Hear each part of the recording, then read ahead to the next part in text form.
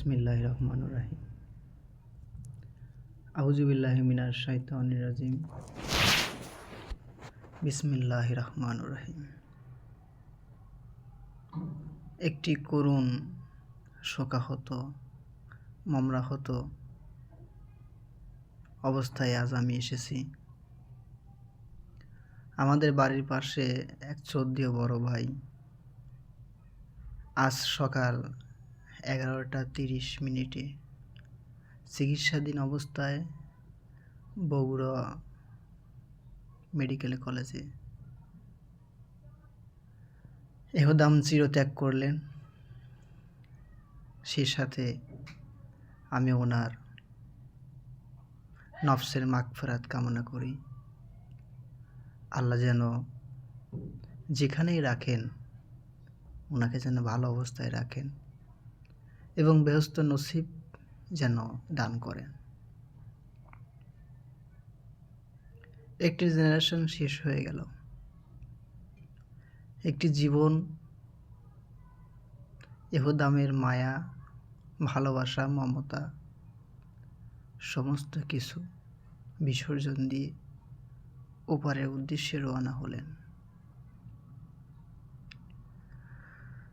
আমার জানা মতে আমার সাথে কখনোই কোনো সময়ের জন্যই একটু জোরে কথা বলেন নাই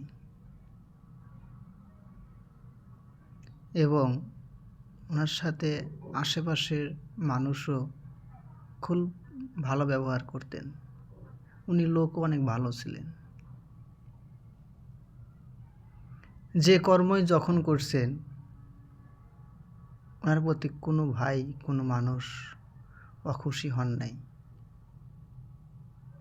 এবং ওনার রেখে যাওয়া 3 সন্তান, 1 মেয়ে, তার সপরিবার নিয়ে উনি খুব ভালোভাবে দিন যাপন করছিলেন।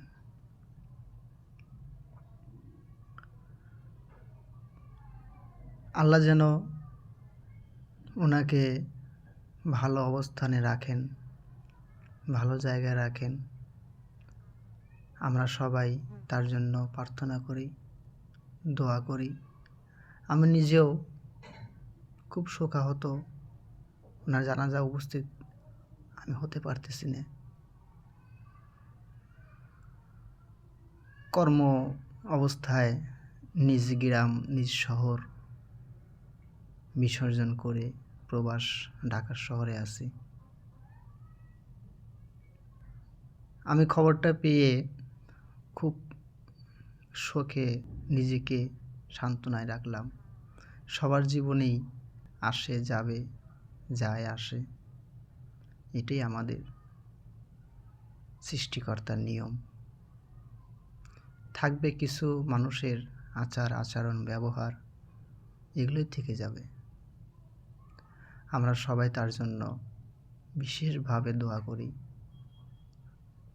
আল্লাহ যেন ওনাকে ভালো অবস্থায় রাখেন সেই কামনা করি এবং সে সাথে ওনার পরিবারটাকে যেন শোক সামাল নেওয়ার ধৈর্য ধারণের অবস্থান করে দেন। আমিন।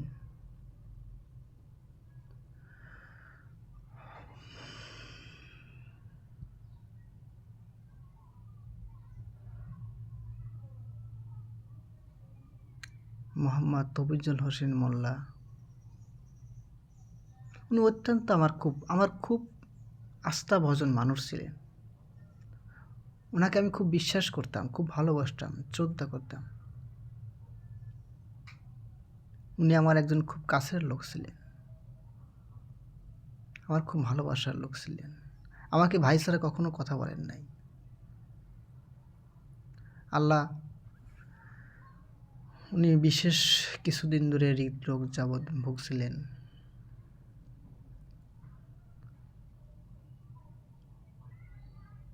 আরোগ্য অবস্থায় চলে যেতে পারলেন না। মরণের আগে কখনো কখনো আল্লাহ কোনো স্বরূপ অবস্থান স্মৃতি স্বরূপ পাঠায়। আমাদেরও সবাই যখন বৃদ্ধ বয়স হয়ে যাব, যে কোনো একটা অবস্থায় আমাদেরকে মরণের চিঠি পাঠাবেন। সেই চিঠি অনুযায়ী আমাদেরকে চলে যেতে হবে। এ যেন ভাগ্যর একটা আজব নীলা খেলা, এ যেন একটা সৃষ্টিকর্তার অপূর্ব একটা সৌন্দর্যর প্রেম নীলা। উনি এই দুনিয়াতে পাঠান কত হাসি, আনন্দ, উল্লাসের মাধ্যমে। উনি যখন নিয়ে যান কত শোকের ছায়া, কত নেমে আসে মায়া, মমতা, স্নেহ, স্মৃতি ঘেরা। সারা জীবনের স্মৃতি, যখন একজন ছোট ছিলেন, যুবক ছিলেন, তখনকার সেই স্মৃতি মনে পড়ে।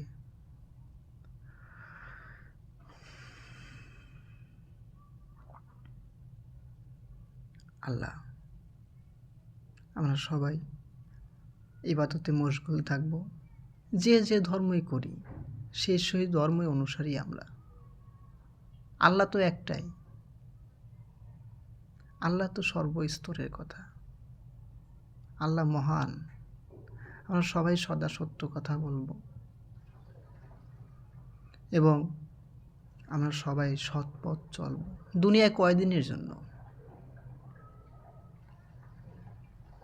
দুনিয়া যদি 2 দিনের হয়, একদিন আমরা ঘুম পারি, একদিন থাকি আমরা জ্ঞানহীন হয়ে, বৃদ্ধ বয়স, সব কিছু মিলে একদিন হয়, আর একদিন থাকে আমাদের বোধ শক্তির সময়টুকু। সেই সময়ের জন্য আমরা ইবাদত কতটুকু করেছি?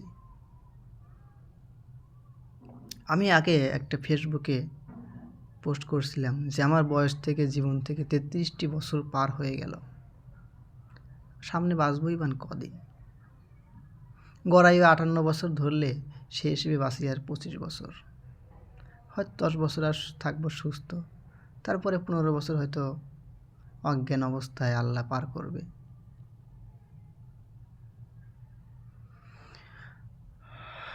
জেনারেশন একটা যায়, একটা আসে, একটা শেষ হয়। আমরা পৃথিবীর মায়ের মধ্যে আল্লাহকে বলে থাকি। এটা আসলে আমাদের মনের ভ্রম। আমাদের সংসারও করতে হবে, আল্লাহকেও ডাকতে হবে, যেন সবাইকে আমাদের আল্লাহ পাক রব্বুল আলামিন হেদায়েত, জ্ঞান, তৌফিক দান করেন। আমিন, আমিন, আমিন। আসসালামু আলাইকুম ওয়া রাহমাতুল্লাহি ওয়া বারাকাতুহু।